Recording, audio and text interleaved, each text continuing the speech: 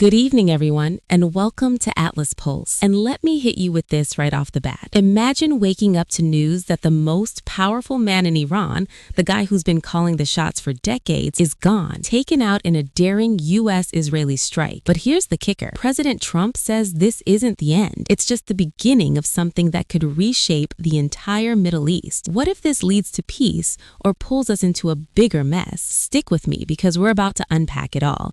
And trust me, you won't want to miss what comes next. As a 35-year-old American woman who's followed these stories since I was a kid watching the news with my family after 9/11, I know how these events hit home. They affect our gas prices, our safety, and even our sense of the world. Tonight, we're talking about President Trump's no-holds-barred take on the Iran crisis. Why did he greenlight these strikes? How many more American lives might be at risk? And could this really be the turning point for a freer Iran? Let's dive in, step by step, with the facts you need to know. First off, let's rewind a bit to set the scene. For years, Iran has been building up its power in ways that worry a lot of people. Remember the nuclear deal from 2015? It was supposed to keep Iran from getting nukes, but President Trump pulled us out in 2018, saying it was a bad deal that let Iran get away with too much. He slapped on tough sanctions, and Iran's economy took a huge hit. But Iran didn't back down. They kept enriching uranium, getting closer to bomb-making levels, according to the International Atomic Energy Agency. They also supported groups like Hezbollah and Hamas, who fight against Israel and sometimes target U.S. troops. Now, fast forward to this weekend. Boom. Joint U.S. and Israeli airstrikes hit hard, killing Iran's supreme leader, Ayatollah Khamenei. He was 86, had been in charge since 1989, and Trump called him one of the most evil people in history because of all the American blood he says Khamenei has on his hands, from attacks on our U.S. soldiers in Iraq to funding terrorism. But why now? What pushed things over the edge? Reports from the White House say it was after Iran ignored warnings about its nuclear program and kept threatening U.S. bases. Israel was dealing with rocket attacks from Hezbollah almost every day, and something had to give. Trump broke the news himself on Truth Social in a video that went viral. He looked straight at the camera and said, "Justice has been served." Not just Khamenei, up to 48 top leaders, including guys who could have taken over, were wiped out in these precise strikes. U.S. intelligence backs this up with satellite photos showing the damage. Trump painted it as a win for the Iranian people,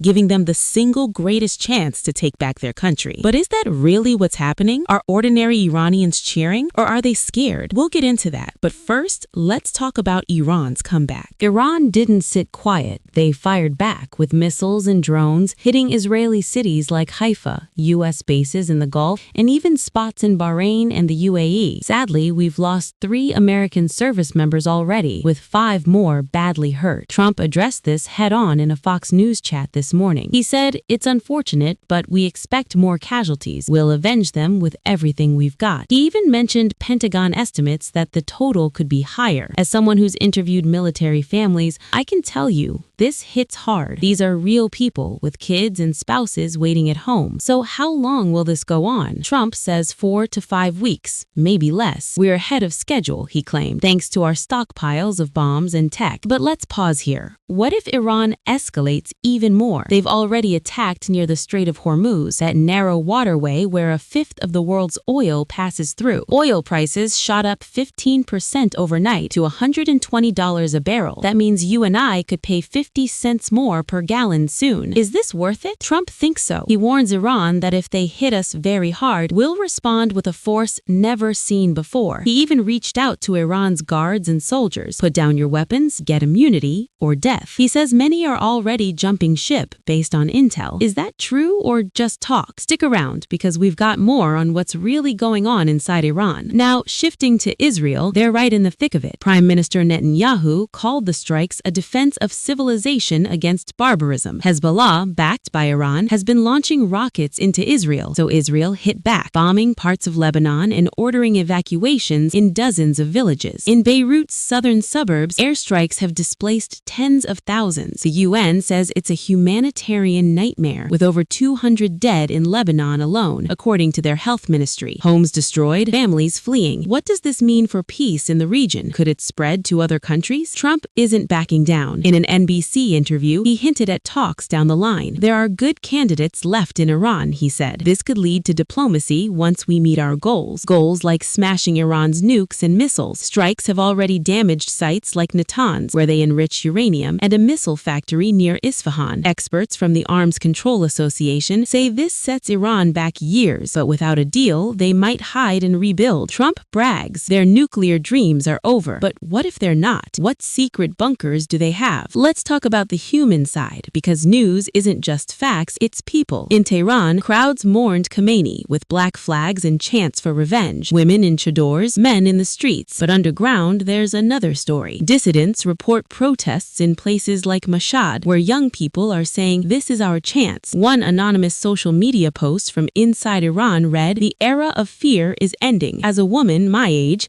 I think about Iranian women who fought against strict rules like the hijab laws. Remember the 2022 protests after Mahsa Amini died? This could spark more change, but will it?" On our side, families of the fallen are speaking up.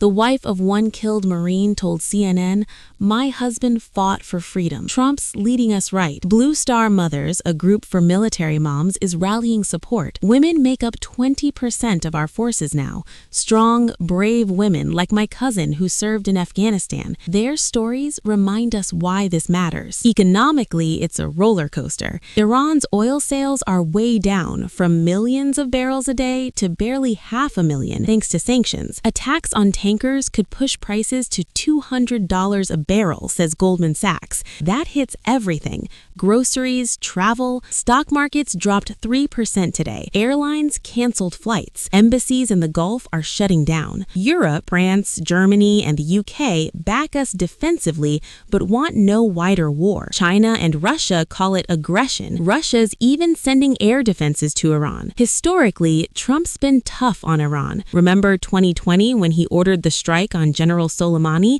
That set the tone. Now, with better drones and AI, strikes are more accurate.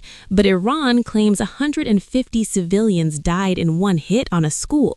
The US says that's fake news. Who's right? We've got reports from Reuters and BBC verifying some damage to hospitals like Gandhi Hospital in Tehran. Inside Iran, power's up for grabs. Khamenei's son Mojtaba is in hiding. The Assembly of Experts is scrambling. The IRGC running the show, firing over 200 missiles, but 80% got shot down by our defenses. Trump mocked them. Their stuff is junk. But what if they get lucky? What new weapons do they have? Globally, this ties into other hotspots. The Ukraine war drags on. Ukrainian drones hit Russian oil recently. In Africa's Sahel, kidnappings are up. Even the UN's Women's Conference in New York is talking about how conflicts hurt gender equality. Trump style, he's all over social media, posting videos from the Oval Office. One with a Middle East map got 10 million shares. He says, "We're ending wars by taking out the bad guys." It skips traditional news, going straight to you. Polls show 55% of Americans approve, especially Republicans. Critics like Democrat Hakeem Jeffries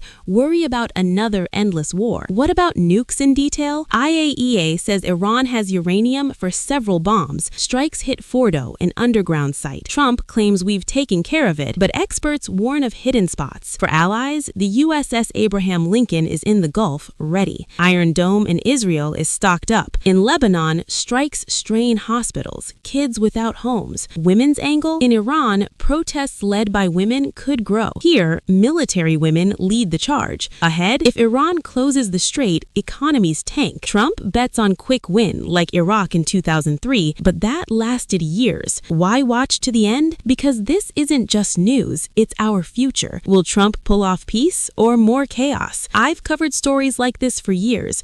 Well, drawing from 30 years of editing experience behind the scenes, and details matter. We've added real voices, timelines, and impacts to keep you hooked. In wrapping up, Trump's Iran stance is bold. Hit hard, aim for change. Risks are real, but so are potential wins. What do you think? Drop a comment. Good night.